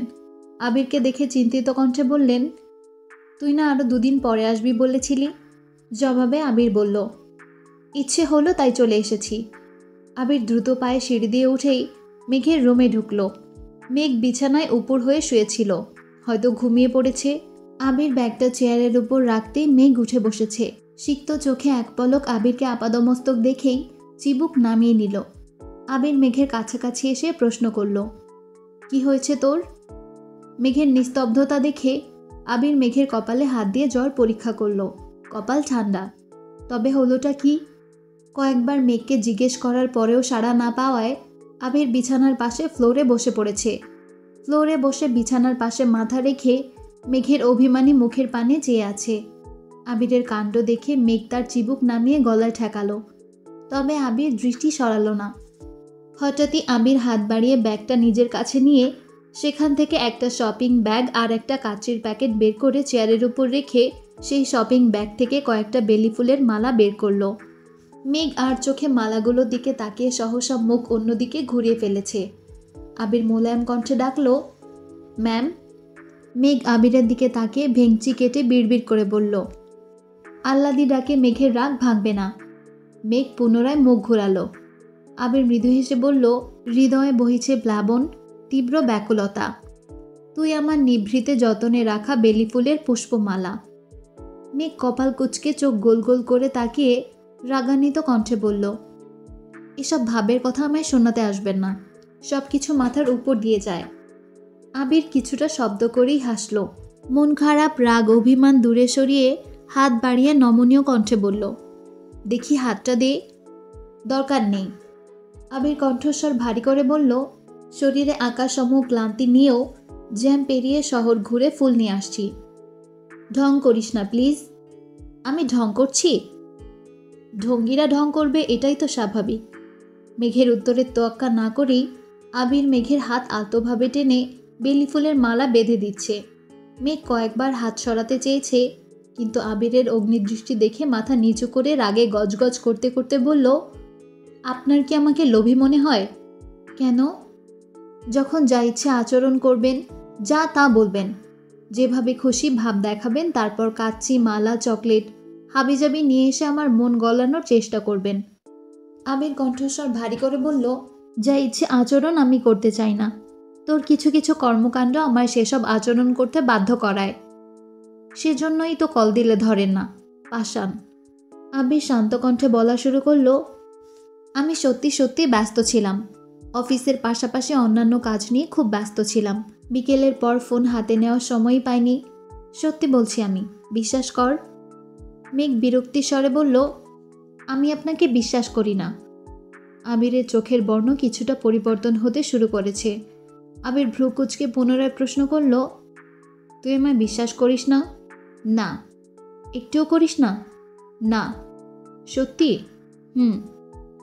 যেখানে বিশ্বাস নেই সেখানে আবিরের কোনো কথাও নেই। আবির চলে যেতে নিলে মেঘ মুচকি হেসে বলে, একটু একটু বিশ্বাস করি। এক চিমটি বিশ্বাসের কোনো প্রয়োজন নেই। চোখ বন্ধ করে আমায় বিশ্বাস করতে পারলেই বলিস। আবির কারো অবিশ্বাসের পাত্র হয়ে থাকতে চায় না। মেঘ আহাম্মকের মতো চেয়ে আছে। সামান্য কথাতে আবির ভাই এভাবে রেগে যাবে মেঘ সেটা ভাবতেও পারেনি। আবির রাগে ব্যাগ নিয়ে নিজের রুমের উদ্দেশ্যে বেরিয়ে পড়েছে। রাত 11:50 নাগাদ মেঘ চুপি চুপি আবিরের রুমের সামনে এসেছে। ড্রয়িং রুমের একটা লাইট ব্যতীত পুরো বাড়ির লাইট অফ। 12টায় নিউ ইয়ার। এজন্যই মূলত আবির ভাইকে বেশি মিস করছিল। কল দিয়েই বলতো, কিন্তু আবিরের কণ্ঠ শুনে নিজেকে স্বাভাবিক রাখতে পারেনি। বুকের ভেতর অভিমানের পাহাড় গলতে শুরু করেছিল। নতুন বছর প্রিয় মানুষের সঙ্গে কাটাবে ভেবেই সন্ধ্যায় ছাদ থেকে অনেকগুলো ফুল এনে সেগুলোকে সাজিয়েছে। সাথে একটা সুন্দর গিফট কার্ড বানিয়ে তাতে ডিজাইন করে হ্যাপি নিউ ইয়ারও লিখেছে। সাথে সুন্দর একটা চাবির রিং কিনে এনেছে। মানুষ বলে বছরের প্রথম দিন যেভাবে কাটে সারা বছর নাকি সেভাবেই কাটে। কুসংস্কার জেনেও মেঘের ইচ্ছে সে আবিরের সাথে নতুন বছর শুরু করবে। গিফটগুলো নিয়ে আস্তে করে দরজা ধাক্কা দিতেই চোখ পড়ে বিছানার দিকে। সামান্য আলোতে আবিরের নাক আর কপাল দেখা যাচ্ছে, লেপে ঢাকা সম্পূর্ণ শরীর। মেঘ সেখানে দাঁড়িয়েই পায়ের নুপুর দুটাকে নিচ থেকে হাত দিয়ে উপরে তুলে পায়ের মাংসল অংশে আটকে দিয়েছে, যেন হাঁটলে শব্দ কম হয়। খুব সতর্কতার সহিত পা রাখল রুমের মধ্যে। গিফটগুলো যত্ন সহকারে টেবিলের ওপর রেখে তাকালো আবিরের অভিমুখে। গত 3 দিন ঠিকমতো ঘুম খাওয়া কিছুই হয়নি। ক্লান্তিতে আবিরের চোখের পাতা বারবার বন্ধ হয়ে আসছিল, তাই রুমে এসে শাওয়ার নিয়েই শুয়ে পড়েছে। মেঘ আবিরের মাথার কাছে দাঁড়ানোতে আবিরের থুতনি পর্যন্ত দেখা যাচ্ছিল। থুতনির নিচ থেকে বাকি শরীর লেপের নিচে ঢাকা। মেঘের বুকে চাপা অভিমান দীর্ঘশ্বাস হয়ে বেরিয়ে আসছে। সঙ্গে সঙ্গে ঢোক গিলে নিজের নাক মুখ চেপে ধরল। একবার আবির ভাই বলেছিল, নিঃশ্বাসের শব্দে আমি তোর অস্তিত্ব উপলব্ধি করতে পারি। পুরনো কথাটা মনে পড়তেই নাক মুখ চেপে ধরেছে। এবার আর কোনোভাবেই ফাঁসা যাবে না। মন বারবার চলে যেতে বলছে, অথচ মেঘ দৃষ্টি সরাতে পারছে না। আবির ভাইয়ের ঘুমন্ত মায়াময় চেহারার পানে মুগ্ধ আখিতে চেয়ে আছে। যে মানুষটার উপস্থিতি হৃদয় তোলপাড় চালায়, যার শানিত দৃষ্টি হৃদয়টাকে ক্ষতবিক্ষত করে, সেই মানুষটা কি সুন্দর ঘুমিয়ে আছেন।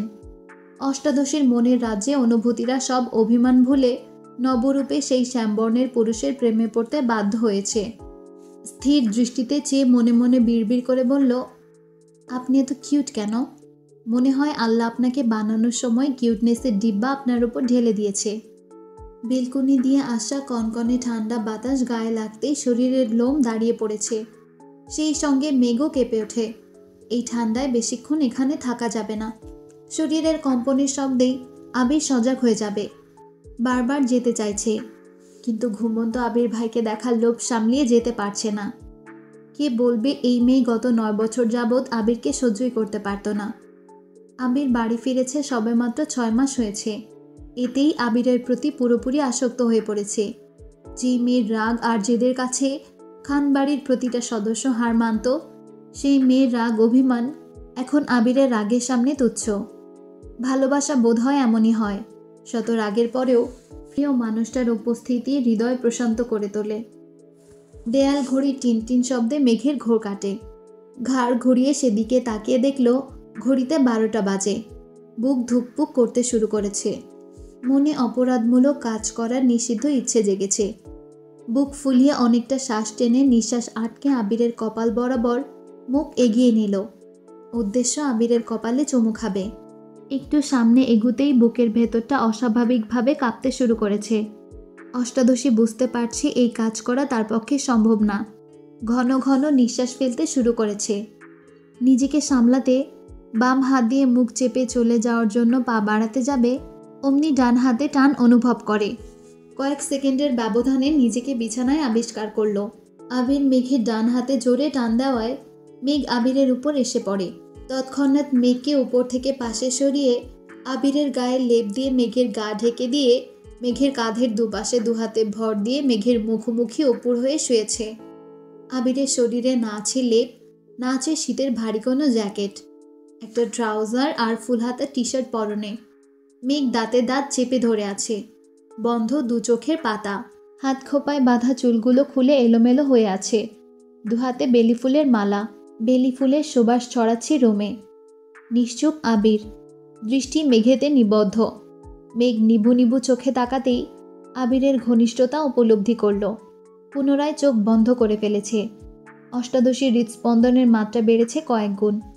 বেলি ফুলের সুবাসের সঙ্গে আবির ভাইয়ের শরীর থেকে আসা তীব্র ঝাঁঝালো গন্ধে মাতোয়ারা হয়ে যাচ্ছে।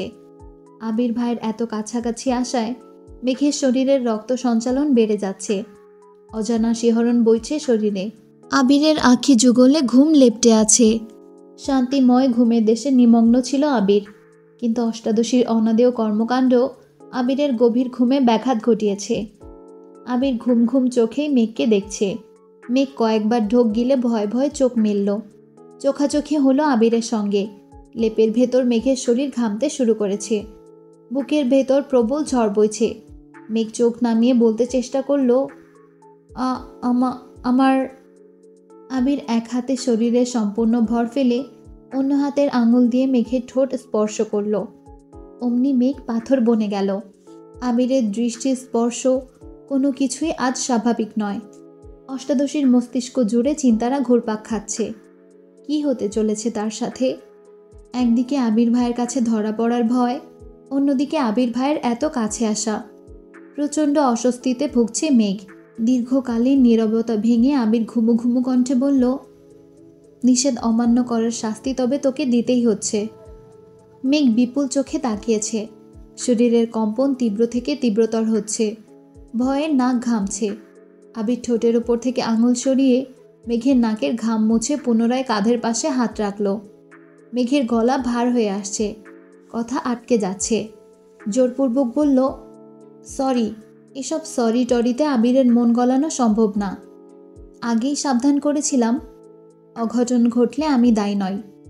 তারপরেও কথা মানিসনি, ধ্বংসের দ্বার প্রান্তে এসেছিস। মেঘ ভয়ে ভয়ে বলল, প্লিজ ছাড়ুন। আবির ভ্রুকুচকে বলল, ধরি তো নি, ছাড়ব কেমন করে? সরুন, আমি যাব। এত সহজে তো সরছি না ম্যাম। আপনি অপরাধ করেছেন, শাস্তি আপনাকে পেতেই হবে। মেঘ চোখ বন্ধ করে ফেলেছে। আজ তার সঙ্গে কি হতে চলেছে সে নিজেও জানে না। এদিকে আবির দুহাতে ভর রেখেই অষ্টাদশীর মুখোমুখি এগিয়ে যাচ্ছে। দুজোড়া ওষ্ঠের মাঝে শুধু কয়েক সেন্টিমিটারের ব্যবধান। মেঘের চোখ বন্ধ, ক্রমাগত কাঁপছে ওষ্ঠদ্বয়। তখনই আবিরের ফোনের রিংটোন বেজে উঠল। রিংটোনের শব্দে আবির মেঘের কাছ থেকে সরে শোয়া থেকে উঠে বসল। মেঘের এলোমেলো চুলের নিচে আবিরের ফোন। মেঘ মাথা তুলে হাত বাড়িয়ে ফোনটা হাতে নিয়ে স্ক্রিনে তাকাতেই দেখল মালা নামে সেভ করা নাম্বারটা থেকে কল এসেছে। ফোন এগিয়ে দিল আবিরের দিকে। মেঘের লজ্জায় লালিত মুখমণ্ডল মুহূর্তেই বদলে গেছে। ক্রোধে চোখ দুটি জ্বলছে। মালা নাম দেখে আবির সাইলেন্ট করে ফোন পাশে রেখে দিয়েছে। মালা আপু রাত বিরতে আবির ভাইকে কল করে, এটা মেঘ সহ্যই করতে পারছে না।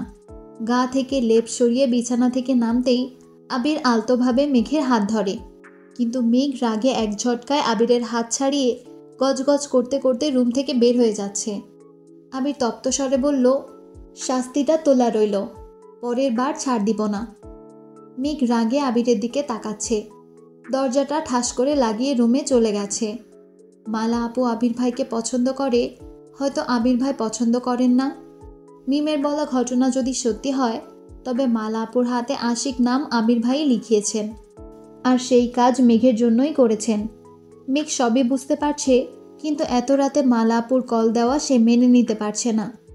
আজ মেঘ দেখেছে বিধায় রাগ করেছে। সব সময় তো সে দেখে না। তবে কি প্রতিদিনই মালা আপুর সঙ্গে আবির ভাইয়ের কথা হয়? মেঘের রাগ বেড়েই চলেছে। মালা আপুর থেকেও আবির ভাইয়ের প্রতি বেশি রাগ হচ্ছে। কেটে গেল কিছুদিন। মেঘ ইদানিং আবিরকে ইগনোর করে চলে। আবির ভাইকে দেখলেই মালা আপুর কথা মনে হয় আর রাগে ফুঁসতে থাকে। আজ সভাপতি নির্বাচন। সভাপতি নির্বাচনের সময় বেশিরভাগ ক্ষেত্রে জনপ্রিয়তাকেই প্রাধান্য দেওয়া হয়। তবে তানভীরদের ক্ষেত্রে বিষয়টা একটু ঝামেলার। যেমন বর্তমান সভাপতি আর তানভীর, দুজনের জনপ্রিয়তা প্রায় সমান সমান। তবে কাজের প্রতি দায়িত্ববোধ, কথা বলার দক্ষতা, জনসাধারণের প্রতি আচরণ, এসব ক্ষেত্রে তানভীর এগিয়ে আছে। এছাড়া এমপির পছন্দের প্রার্থীও তানভীর। তানভীর আর আবির দুজনকেই বলেছিল এমপি কথা বলে সরাসরি সভাপতি পদ তানভীরকে দিয়ে দিবে, কিন্তু দু ভাইয়ের কেউই রাজি হয়নি। জিতলে নির্বাচন করেই জিতবে। সকাল সকাল দু ভাই বেরিয়ে গেছে। বাড়ির মহিলারা যেমন দুশ্চিন্তা করছে, তেমনি তানভীরের আম্মু মোজাম্মেল খানও চিন্তায় আছেন। হাজার হোক একমাত্র ছেলে বলে কথা, উপরে যতই রাগ দেখাক না কেন, ছেলে যেই কাজ করছে সেটাতে যেন সফল হতে পারে সেই দোয়াই তিনি করছেন। 2 থেকে 3 বার আবিরকে কল দিয়েও খবর নিয়েছেন। সারাদিন না খেয়ে ফলাফলের অপেক্ষায় বসে আছেন। সন্ধ্যার পর পর আবির মিষ্টি নিয়ে বাসায় ফিরেছে। আবিরের পেছন পেছন তানভীরও প্রবেশ করল। সোফায় 3 ভাই আদি বসে আছে। মেঘ আর মিম ডাইনিংয়ে বসে গল্প করছিল। আবির ঢুকতেই ইকবাল খান শোধালেন, খবর কি? আবির হাসি মুখে বলল, আলহামদুলিল্লাহ। 3 ভাই একজোটে বললেন, আলহামদুলিল্লাহ। মেঘ আর মিম দুজনেই ছুটে এসে তানভীরকে প্রশ্ন করে, জিতছো? তানভীর হেসে উপর নিচ মাথা নাড়ে। কংগ্রাচুলেশন ভাইয়া। থ্যাংক ইউ বনু। আজ থেকে তোর নতুন পরিচয়, তুই জেলা ছাত্রলীগের সভাপতির বোন। মিম গাল ফুলিয়ে প্রশ্ন করল, আর আমি? তোকেও কি আলাদা করে বলতে হবে? আচ্ছা ঠিক আছে, তুইও সভাপতির বোন। মিম আস্তে করে বলে, ট্রিট দিবা না? অবশ্যই দিব। আম্মু, বড় আম্মু, কাকিয়া সবাই তানভীরকে অভিনন্দন জানাচ্ছে। তানভীর ভয়ে আছে, কখন জানি আব্বু বা বড় আব্বু লেকচার দেওয়া শুরু করেন। আবির মায়ের হাতে মিষ্টির বক্সগুলো দিয়ে সবাইকে মিষ্টি দিতে বলল। তানভীর সিঁড়ি পর্যন্ত যেতেই মোজাম্মেল খান ভারী কণ্ঠে বললেন, মিষ্টি ভাবি কেন দেবে? তানভীরের উচিত সবাইকে মিষ্টি মুখ করানো। তানভীর আঁতকে ওঠে। আব্বু তাকে মিষ্টি খাওয়াতে বলছে, ভাবা যায়? তানভীর হাসি মুখে মিষ্টির বক্সগুলো থেকে একটা বক্স হাতে নিয়ে বড় আব্বু, আব্বু, কাকামণি, বড় আম্মু, আম্মু, কাকিয়া, আবির, মেঘ, মিম আদি সবাইকে নিজের হাতে মিষ্টি খাইয়ে দিয়েছে। সেই সঙ্গে বড় আব্বু আর আব্বুর সঙ্গেও বেশ কিছুক্ষণ কথা বলেছে। তানভীর ভেবেছিল রাজনীতির জন্য তাকে নিজের বাড়িতে সবসময় চোরের মতো চলতে হবে, অথচ আব্বু, বড় আব্বু এত সুন্দরভাবে সাপোর্ট দিচ্ছে যে সে অভিভূত হয়ে যাচ্ছে। মেঘ রুমে গিয়েই তানভীরের সঙ্গে একটা ছবি খুঁজে বের করে ফেসবুকে অভিনন্দন পোস্ট করেছে। সেই পোস্টে মেঘের সব বান্ধবীরা লাইক কমেন্টস করেছে। বন্যাও কংগ্রাচুলেশন লিখে কমেন্ট করেছে। পরক্ষণেই মনে হলো তানভীর ভাইকে কল দেওয়া উচিত, কিন্তু সাহস পাচ্ছে না। কি না কি মনে করে এসব ভেবে অবশেষে কল করলো। প্রথমবারে রিসিভ হলো না, দ্বিতীয়বার রিসিভ হলো। আসসালামু আলাইকুম। ওয়ালাইকুম আসসালাম। হঠাৎ কি মনে করে কল দিলে? কংগ্রাচুলেশন। তানভীর ঠাট্টা স্বরে বলল, বাবা তুমি আমায় অভিনন্দন জানাবে তা তো কল্পনাও করতে পারছি না। না মানে মনে হলো জানানো উচিত। যাক বাবা, মনে তো হয়েছে, থ্যাংক ইউ সো মাচ। এখন রাখি। শোনো। জি বলুন। আগামীকাল ফ্রি আছো? কেন? ছোটোখাটো একটা ট্রিট দিতাম। শুধু শুধু ট্রিট দেওয়ার কোনো প্রয়োজন নেই। শোনো মেয়ে, ট্রিট দেওয়া কখনো প্রয়োজনের আওতায় পড়ে না, এটা যার যার ইচ্ছে থেকে আসে। বিকালে কল করব, রেডি থেকো। শুনেন। বলো। আমি কিন্তু একা যাব না। তো কাকে নিয়ে আসবা? ট্রিট দিলে মেঘ আর আমাকে একসঙ্গে দিতে হবে, আমি একা যাব না। ঠিক আছে, তোমাদের ক্লাস শেষ হওয়ার আগেই আমি ভার্সিটির সামনে থাকব। আচ্ছা, আল্লাহ হাফেজ। আল্লাহ হাফেজ। কল কেটেই বন্যা মেঘকে কল দিয়ে সব কিছু জানিয়েছে। মেঘ আর বন্যা দুজনেই আজ সকাল সকাল বেরিয়েছে। তানভীরের জন্য গিফট কিনবে, সেটা রাতেই প্ল্যান করে রেখেছিল। দুজনে ঘুরে ফিরে গিফট কিনে তারপর ভার্সিটিতে এসেছে। ততক্ষণে সাদিয়া, মিষ্টি, মিনহাজ, তামিম চলে এসেছে। দু একটা কথা বলে মেঘ আর বন্যা ক্লাসে চলে গেছে। মিনহাজ আর তামিম দুজনেই বাহিরে দাঁড়িয়ে আছে। মিনহাজের মেঘকে সেই প্রথম দিন থেকে পছন্দ হলেও তামিম বন্যার ওপর ওইভাবে ক্রাশ খায়নি। তবে মিনহাজ আর তামিম একসাথে থাকায় দুই বন্ধু কথা বলতে বলতে একসময় কথা ওঠে বন্যার বিষয়ে। মিনহাজ আর তামিম যেমন বেস্ট ফ্রেন্ড, মেঘ আর বন্যাও তেমন বেস্ট ফ্রেন্ড। মিনহাজ যেহেতু মেঘকে পছন্দ করে, তাদের সম্পর্ক হলে, সেই সাথে বন্যা আর তামিমের জুটি হলে তাদের বেশ মানাবে। এসব ভেবেই মূলত বন্যার প্রতি কিছুটা সিরিয়াস হয়েছে। এখন মিনহাজ তামিমকে বোঝাচ্ছে যেন বন্যাকে আজকেই প্রপোজ করে। মেঘ যেহেতু আবিরকে পছন্দ করে, তাই মেঘকে হুটহাট করে প্রপোজ করতে গেলে কখনোই মানবে না, বরং বন্ধুত্ব ভেঙে যেতে পারে। তবে বন্যার এখন পর্যন্ত কারো প্রতি কিছুই শোনেনি, তাই মিনহাজ তামিমকে এক প্রকার জোর করছে যেন বন্যাকে প্রপোজ করে। ক্লাস শেষ হওয়া মাত্রই বন্যা আর মেঘ গল্প করতে করতে বেরিয়ে পড়েছে। তামিমও তাদের সঙ্গে হাঁটছে। একসময় তামিম বন্যাকে ডাকলো। দুজনেই থেমে গেল। বন্যা স্বাভাবিক কণ্ঠে জিজ্ঞেস করলো, কিছু বলবি? হ্যাঁ, বল। দেখ বন্যা, আমি এত ঘুরিয়ে পেঁচিয়ে কথা বলতে পারি না। তোর সঙ্গে প্রায় অনেক দিনের বন্ধুত্ব। তুই মেঘ দুজনেই খুব ভালো আর আন্তরিক। তবে ইদানিং আমার তোর প্রতি অন্যরকম অনুভূতি কাজ করছে। তুই যদি রাজি থাকিস তাহলে বন্ধুত্বের সম্পর্কের পাশাপাশি আমরা ভালোবাসার সম্পর্কে জড়াতে পারি। মেঘ হাঁ হয়ে তাকিয়ে আছে। প্রথমবারের মতো কেউ বন্যাকে প্রপোজ করেছে দেখে মেঘ খুব মজা নিচ্ছে। কোচিং চলাকালীন বন্যা বলেছিল প্রেম করলে ভার্সিটিতে উঠে করবে। ভার্সিটিতে এটাই তার প্রথম প্রপোজাল। বন্যা কিছুক্ষণ নীরব থেকে স্বাভাবিক ভঙ্গিতে বলতে শুরু করলো, তোর মনে অনুভূতি জেগেছে তা আমায় জানিয়েছিস, কিন্তু আমার মনে তোর প্রতি কোনো রকম অনুভূতি নেই। আমি এখন কোনো রকম কোনো সম্পর্কে জড়াতে চাই না, আর সমবয়সী কোনো ছেলের সাথে তো নাই। তোকে বন্ধু ভেবেছি, সবসময় তাই ভাবো। এর বেশি কিছু ভাবা আমার পক্ষে সম্ভব না। সরি। বন্যা চলে যাচ্ছে। মেঘ আহাম্মকের মতো তাকিয়ে থেকে সেও বন্যার পিছু নিল। তামিম ছেলে হিসেবে খারাপ না, দেখতেও মাশাআল্লাহ, দুজনকে মানাবেও ভালো। মেঘ ভেবেছিল হয়তো বন্যা রাজি হয়ে যাবে, না হয় ভাবার জন্য সময় নেবে। কিন্তু সরাসরি না করাতে মেঘ বেশ অবাক হয়েছে। মেঘ গেট পর্যন্ত ছুটে আসতেই তানভীরকে দেখল। আজ সে গাড়ি নিয়ে এসেছে। মেঘকে ছুটতে দেখে গম্ভীর কণ্ঠে প্রশ্ন করল, ছুটছিলি কেন? এমনি। বন্যার চোখে মুখে কিঞ্চিত রাগ। তানভীর দুজনকেই এক পলক দেখে পুনরায় প্রশ্ন করল, কি হয়েছে বনু? কোনো সমস্যা? না না, সমস্যা নেই। বল কি হয়েছে? অ্যাকচুয়ালি আমাদের একটা ফ্রেন্ড বন্যাকে মাত্রই প্রপোজ করেছিল।